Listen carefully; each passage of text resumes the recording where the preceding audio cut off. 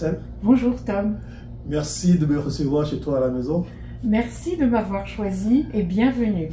Merci encore. Je vois que quand on voit ton environnement à la maison, là, c'est plein d'art ça parle, quoi. C'est une expression artistique de tout, les murs, tous les objets qui sont ici, en fait. Oui. Depuis très jeune, je me suis intéressée à l'art. Moi, j'habitais à Sarcelles, qui est la banlieue nord de Paris. Et dès que j'ai pu avoir la permission de voyager toute seule de Sarcelles à Paris, je passais mes dimanches après-midi au Louvre. Et j'ai acquis comme ça le goût de la mythologie, le goût de l'art classique en général. Même dans ma salle à manger, j'ai demandé à mon décorateur s'il pouvait me faire un paysage à la rococo un peu. Alors voilà. Et puis non seulement l'art, mais aussi le théâtre. Le théâtre a joué un rôle primordial dans ma vie. Dès l'âge de 11 ans à peu près, une professeure de français a trouvé que j'étais douée pour le théâtre. Elle m'a placée avec 2 comédiens à la Maison des Jeunes de Sarcelles et de là, ils m'ont formée. Ils me disaient notre ambition, c'est la comédie française et moi j'y croyais, c'est évident. Donc,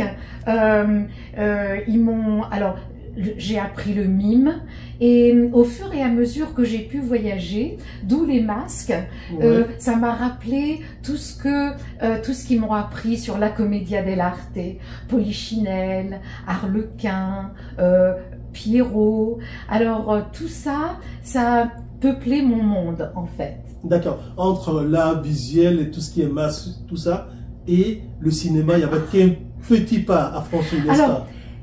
Le cinéma avait une grande part parce que dès que j'étais à la Sorbonne, c'est-à-dire, bon, il faut que je vous donne des dates, hein, et ça va me vieillir, donc c'est en 1968 que je suis entrée à la Sorbonne, en octobre 68, c'était en pleine révolution sociale, donc je suis une 68arde, comme on dit, et c'est là où j'ai vraiment commencé à hanter les salles de cinéma, entre 2 cours, avec des amis, et puis j'ai pris à un moment donné une mineure en cinéma américain, puisque c'était le cinéma qui intriguait. Bien sûr, j'allais voir des films français, mais j'étudiais la littérature anglaise, la littérature américaine, la littérature espagnole aussi. Avec 1968, j'ai connu Mao, donc je voulais lire le livre de Mao en mandarin, donc j'ai commencé des études de mandarin, et voilà. Mais le cinéma occupait une grande place déjà dans ma vie. Oui. D'accord. Donc toutes ces étapes étaient des moments clés en fait de ce qui va devenir après un festival à Toronto, n'est-ce pas?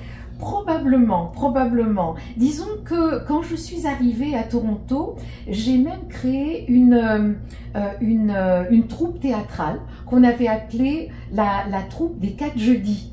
Et comme je m'étais engagée dans l'enseignement du français ici à Toronto, je me disais, avec tout ce que j'avais appris de ma formation, je me suis dit ce serait bien de traduire en quelque sorte les pièces de Molière en langage ordinaire pour les classes d'immersion. Et on a fait ça pendant peut-être un printemps seulement, et c'était Le médecin malgré lui. Mais disons que la troupe ne s'entendait pas très bien. Alors on s'est séparés. Et moi, j'avais une formation classique.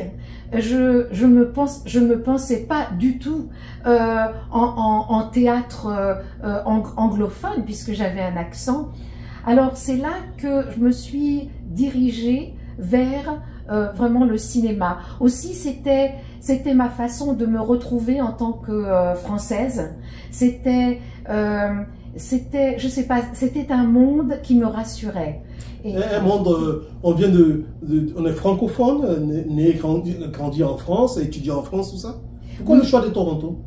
Alors, le choix de Toronto, c'est un tout petit peu par hasard. Moi, j'avais déjà passé une année à Liverpool en échange culturel et pour améliorer mon anglais. J'étais retournée à la Sorbonne, à Paris. J'avais terminé ma licence d'anglais. Je commençais ma licence de littérature anglaise, enfin de théâtre anglais. Et puis, je me suis dit, je l'écris l'anglais, mais j'aimerais bien mieux le parler. Donc j'ai fait une demande, encore une fois, pour l'Angleterre, j'ai fait pour les États-Unis et le Canada. Et c'est le Canada qui m'a choisi. C'est le Canada qui vous a choisi, oui. Le cinéma canadien, le festival vous a choisi, les Torontois vous ont choisi, vous ont adopté, n'est-ce pas? Vous arrivez en 73, n'est-ce pas? J'arrive en 73. J'enseigne, enfin, je suis assistante vraiment à un niveau très bas à l'université York. D'accord. J'aide plutôt les professeurs. Alors, de langue française, je fais des répétitions quand ils veulent. Enfin bref, je fais tout ce que les enseignants veulent.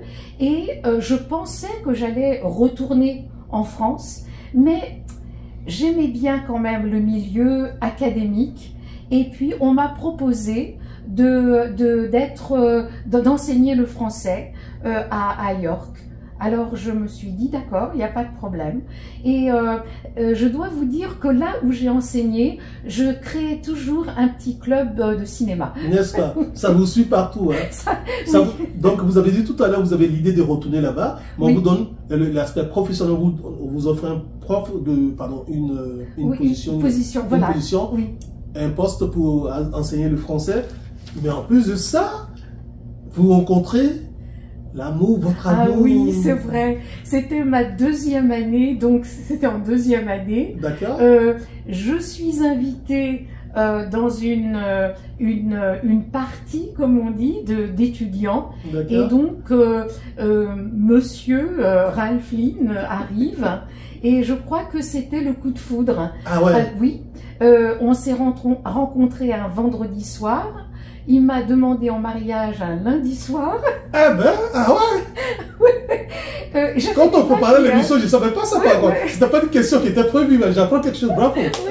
Et 3 mois et demi après, on s'est mariés. Ah ouais. Je vous dis pas, après c'était difficile. Non, parce que c'est naturellement, les deux cultures qui s'entrechoquent. D'accord. Il a été très gentil, il a essayé d'apprendre le français. Donc il allait, ça s'appelait en anglais Lunch and Learn. Et il disait I lunched but I didn't learn. Alors lui qui aime bien manger, je crois bien qu'il en a profité pour bien manger. D'accord. Et donc mais voilà, donc et c'est lui aussi qui m'a donné le courage du départ pour Ciné Franco en 1997. D'accord. Parce que un des obstacles que je voyais, c'était l'argent. Ça me faisait très peur. Louer un film, ça coûtait de l'argent. Louer une salle de cinéma, ça coûtait de l'argent. Faire de la promotion ou du marketing, ça coûte de l'argent. Et j'avais $0 en fait. Alors, il m'a dit, écoute, j'ai des contacts. Alors à l'époque, il commençait, il était déjà dans sa carrière d'avocat. Et il m'a dit, je connais des gens, je peux essayer de faire des petits marchés, genre je leur donne des heures gratuites et eux ils te donneraient par exemple de l'argent, etc.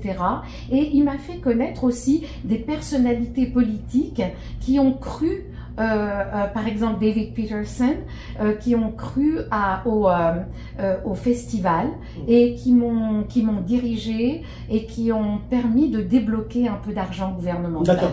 Il est le premier, votre époux, à avoir cru au projet. Parce qu'entre la partie où vous vous rencontrez, vous vous mariez, Et le festival naît plus de 10 ans après, mais il vous côtoyait, oui. Il voyait en vous ce oui. projet-là. Exact. Et puis, par exemple, il voyait aussi un des événements principaux de ma vie, c'était le festival des festivals, c'est-à-dire le TIFF, en fait. Ah, et lui avait déjà rencontré des personnalités du TIFF. Et donc, il voyait que j'étais très intéressée et pour moi, c'était religieux. Dès que le TIFF commençait, j'abandonnais tout. Hein. Oh, c'était, il fallait tout abandonner pour ça. Et c'était en quelque sorte vivre mon rêve. J'entrais dans une salle de cinéma le matin, j'en sortais le soir, un peu ivre, mais que de cinéma, ivre de cinéma. Et puis, à l'époque, j'habitais en banlieue, donc il me permettait de louer une chambre d'hôtel en ville. Enfin bref, c'était wow. le gros... et voilà. Donc... Il avait, disons, deux compagnons, deux compagnes. Oui. Il y avait vous et le cinéma, votre passion. Voilà, c'est ça, exactement. Mais c'était difficile avec lui quand même, le cinéma, dans la mesure où, en tant qu'anglophone, et on m'a dit c'est très courant, les anglophones n'aiment pas voir des films avec des sous-titres en anglais. Alors, j'ai eu beaucoup de mal à l'initier, à voir un film en français ou dans une langue francophone, genre suisse ou belge. Donc, j'avais du mal à l'intéresser. Et donc, voilà. Mais maintenant, il regarde, et même quand on regarde le soir des émissions sur Netflix, etc., il arrive à regarder avec des sous-titres en anglais. Donc c'est bien. Voilà. C'est super. Et le ciné franco qui naît, et aujourd'hui, ciné franco a plus de 25 ans. Oui. Oui, c'est toute une, 27 ans en fait. 27 ans. Oui, oui. C'est toute une expérience, toute une épopée. Et puis c'est...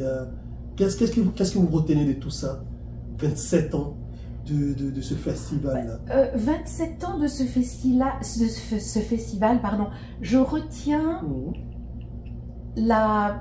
Je retiens la bonté des gens, je retiens comment les spectateurs qui partageaient et qui partagent cette passion avec moi m'ont tellement appris.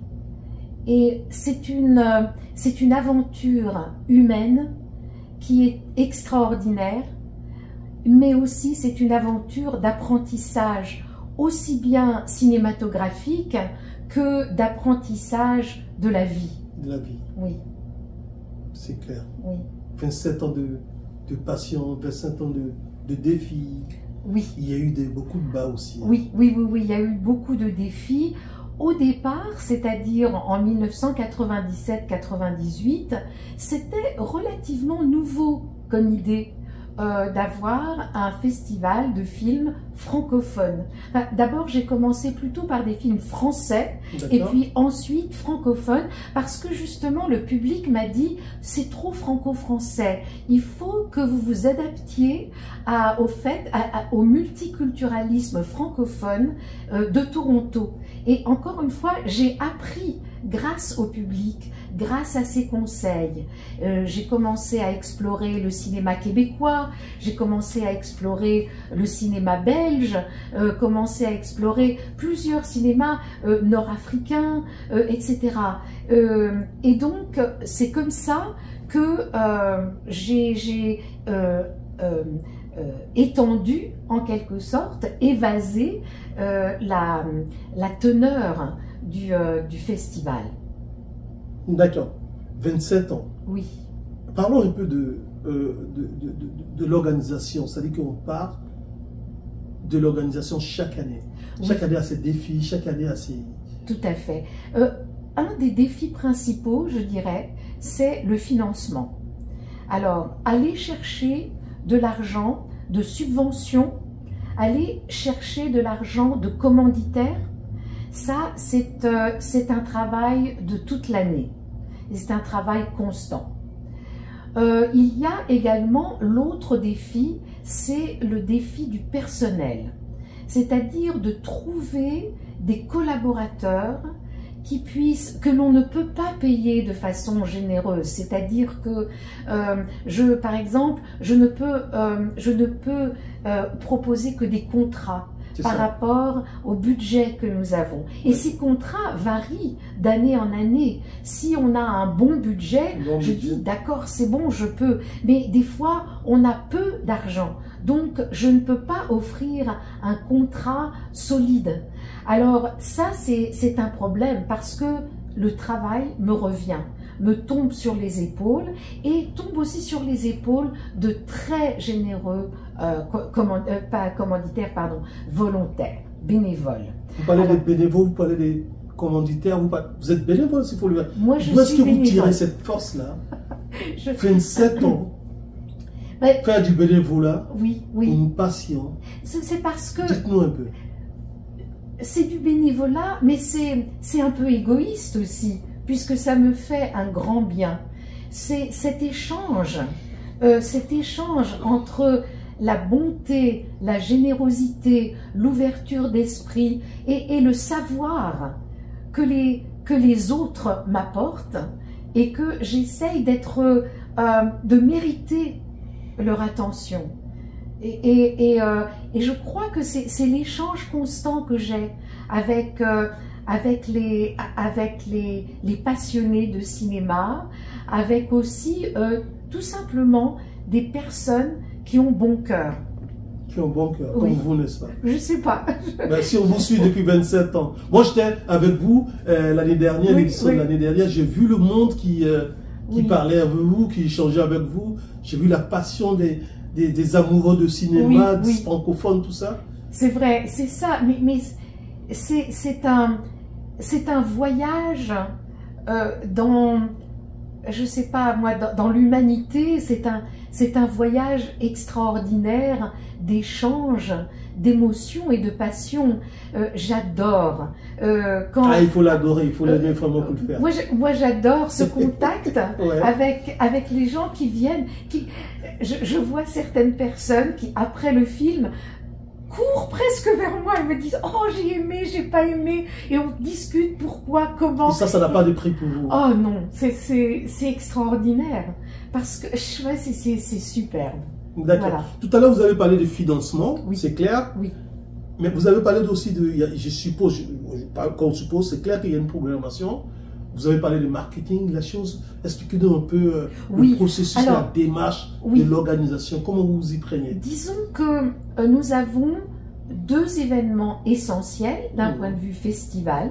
C'est le festival grand public qui est en novembre maintenant et le festival jeunesse qui est printemps, qui était hiver-printemps, donc février, mars, mais qui va se prolonger jusqu'à la fin du mois de mai, parce que non seulement pour la jeunesse, on offre des films à visionner, mais on offre également des dossiers pédagogiques, des dossiers de classification et une occasion pour les enfants et les ados d'écrire des essais de critique pour justement aiguiser leur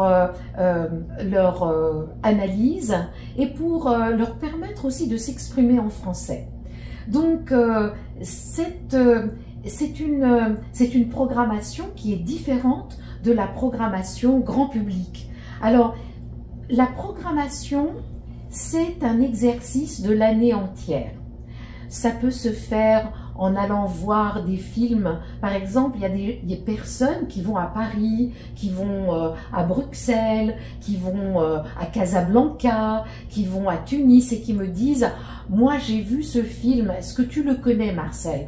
Je dis « Non, mais je veux bien le connaître. » Alors, donc, ils m'apprennent. Et quand je vois un bon film, je leur dis, par exemple, Franck, merci infiniment, tu m'as montré un film, c'est formidable. Alors, on le programme. Autrement, c'est l'adhésion à des magazines, c'est également des sites web qui se spécialisent dans des festivals comme Festival Scope par exemple.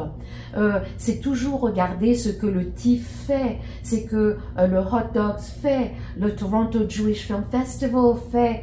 Alors il y a toujours, c'est vraiment avoir ces antennes partout. C'est clair, vous faites de la veille voilà, en fait. Voilà, c'est ça, exactement. Ce que la tournée Québec Cinéma fait, ce que, je sais pas moi, Cinémental fait, enfin tout ça, c'est des antennes qu'il faut toujours faire marcher pour s'inspirer, pour connaître autre chose.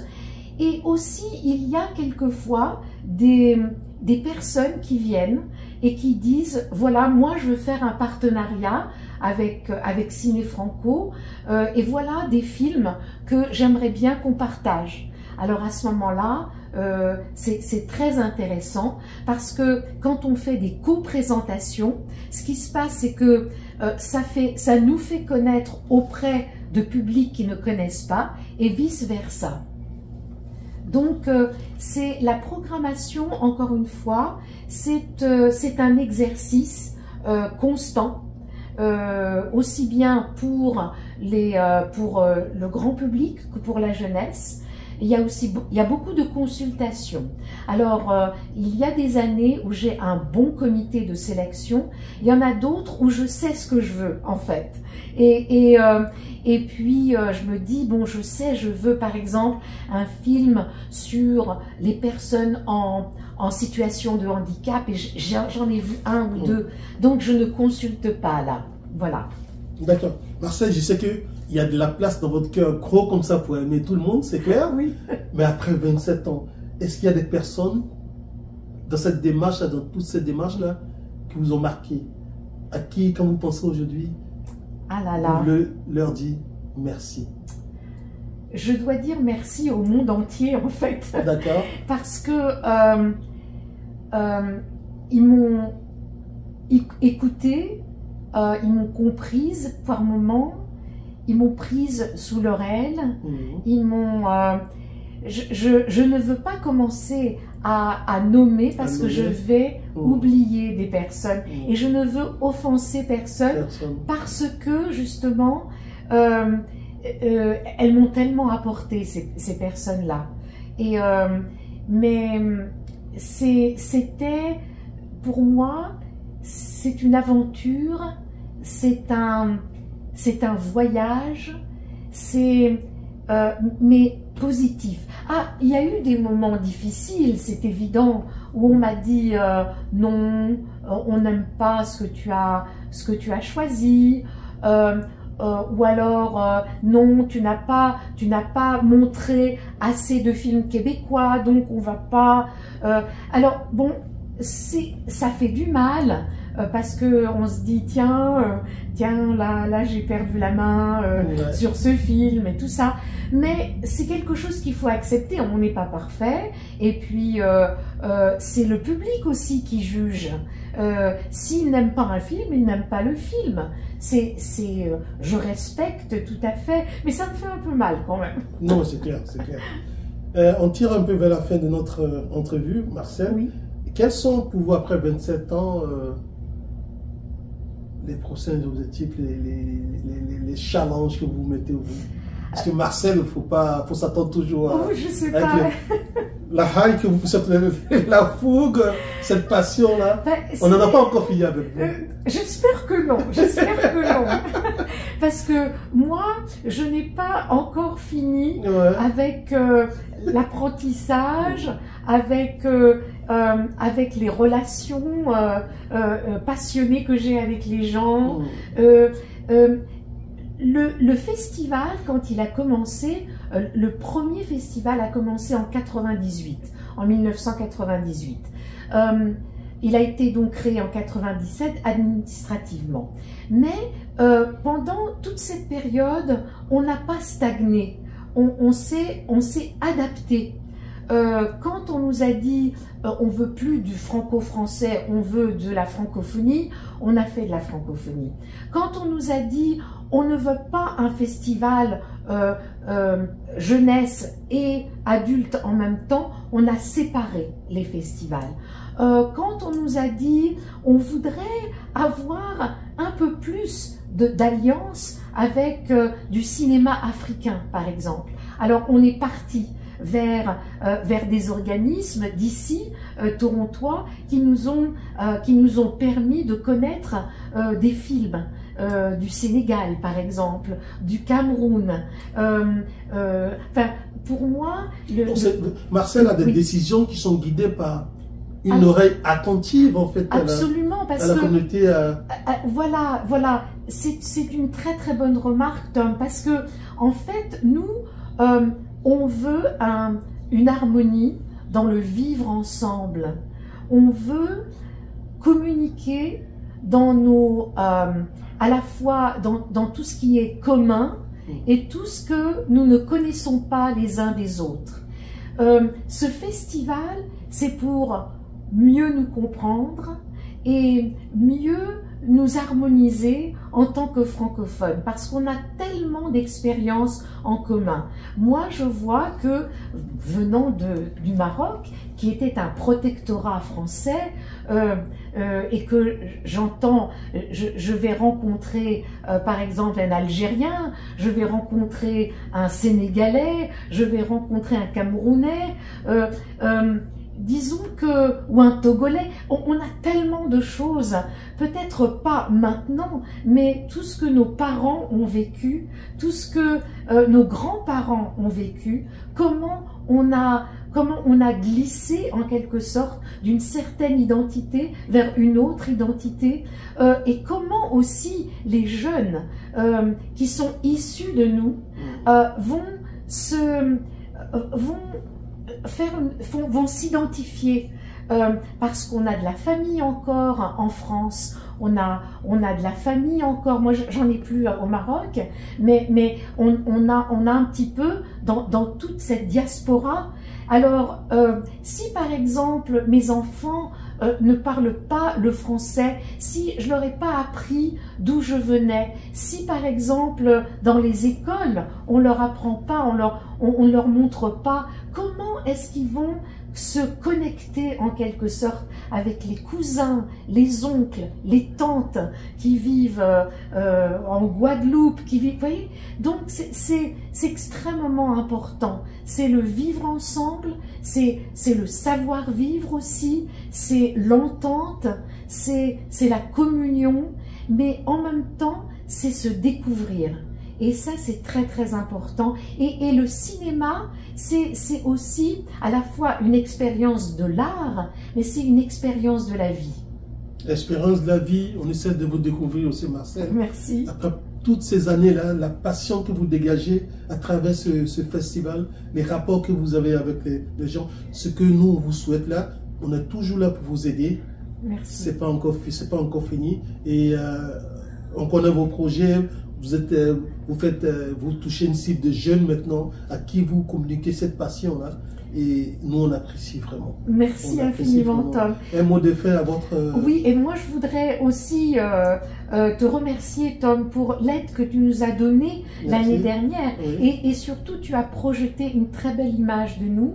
Je te félicite pour la bande-annonce que tu nous avais faite. Merci. Et puis ta gentillesse aussi, parce que quand tu allais voir pour poser des questions, tu as un charisme et une amabilité que nous avons beaucoup apprécié. J'apprends aussi à tes côtés, à des personnes comme toi. Ouais, j'en apprends tout le temps, c'est clair. En tout cas, merci. Vous pouvez voir l'ambiance ici en ce moment. J'ai vraiment eu plaisir à rencontrer pour vous aujourd'hui Marcel Lee, qui est directrice générale fondatrice de Ciné Franco, ce festival francophone à Toronto qui existe depuis plus de 27 ans maintenant. Voilà. Merci, je suis Tom Galati, vous êtes sur 8 News Club et Maliza Capital.